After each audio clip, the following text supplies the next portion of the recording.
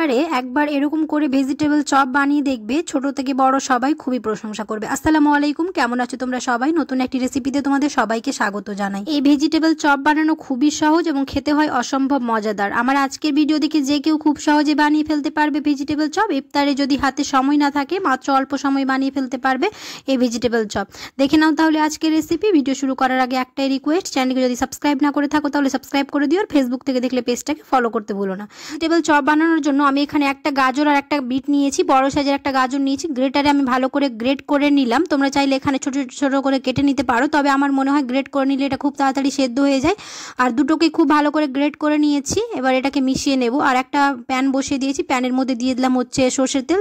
তেল গরম হয়ে আসলে ওর মধ্যে দিয়ে দিব হচ্ছে 1 চা চামচ 5 ফোড়ন আর 2টো শুকনো লঙ্কা। খুব ভালোভাবে যখন মশলার ফ্লেভার বেরিয়ে আসবে তখন ওর মধ্যে অ্যাড করলাম হচ্ছে 1 চা চামচ হলুদ গুঁড়ো দেওয়ার পর এবার খুব ভালো করে মিশিয়ে নিয়ে এবার যে গ্রেট করে রেখেছিলাম গাজর আর বিট সেগুলো দিয়ে দেবো। দিয়ে খুব ভালোভাবে তেলের সাথে মিশিয়ে নিয়ে 1 থেকে 2 মিনিট গ্যাসের ফ্লেমটাকে লো টু মিডিয়াম করে দিয়ে কুক করে দেবো ঢাকনা চাপা দিয়ে, তাহলে এটা খুব ভালোভাবে সেদ্ধ হয়ে যাবে।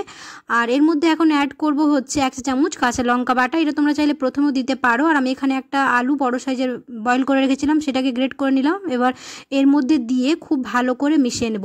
আর এর মধ্যে অ্যাড করব হচ্ছে 1 চা চামচ ভাজা মশলা আর 1 চা চামচ চিনি গুঁড়ো। তোমরা চাইলে এখানে গোটা চিনিও ব্যবহার করতে পারো। দিয়ে ভালো করে মিশিয়ে নেওয়ার পরে এবার অ্যাড করব এর মধ্যে হচ্ছে 2 চা চামচ ব্রেড ক্রাম্ব। এটা দিলে খুব ভালো ক্রিস্পি হবে। আর দিয়ে দিব হচ্ছে একটুখানি ধনে পাতা আর 1 চা চামচের মতো চীনাবাদাম। এই চীনাবাদামটা দিলে মুখে পড়লে খেতে ভালো লাগবে। দিয়ে সব কিছু দিয়ে খুব ভালো করে মিশিয়ে নেব 1 থেকে 2 মিনিট। এমনি চপ তো আমরা মাঝে মাঝে ইফতারিতে খেয়ে থাকি, এরকম করে ভেজিটেবল চপ বানিয়ে দেখবে, মাত্র কয়েক মিনিটের মধ্যে বানিয়ে ফেলতে পারবে এবং দুর্দান্ত লাগবে খেতে। তো এই পুরটা একদম আমাদের রেডি হয়ে গেছে। একটা বাটিতে ঢেলে রেখে দিলাম, একটুখানি ঠান্ডা হতে দিলাম। ততক্ষণ এখানে একটা ব্যাটার বানিয়ে নেব। তার জন্য আমি নিয়েছি হচ্ছে ময়দা আর হালকা একটু একটু করে জল দিয়ে এটাকে একটা ঘন ব্যাটার বানিয়ে নেব।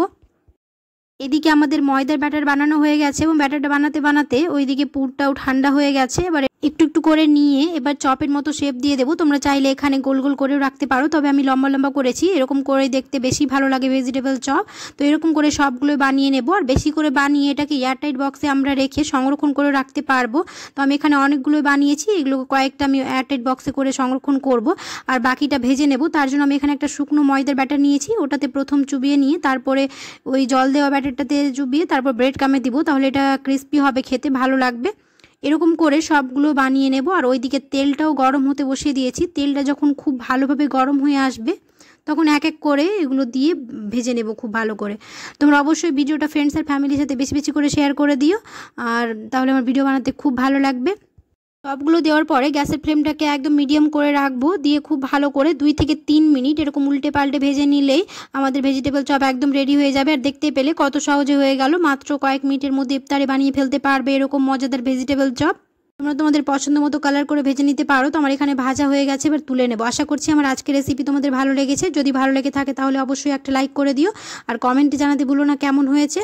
আর দেখতে পাচ্ছ কতটা মুচমুচে হয়েছে আর কতটা লোভনীয় লাগছে দেখতে। দেখা হবে খুব শিগগিরই পরের একটা নতুন রেসিপিতে। সবাই খুব ভালো থাকবে, সুস্থ থাকবে, সাবধানে থাকবে। আল্লাহ হাফেজ।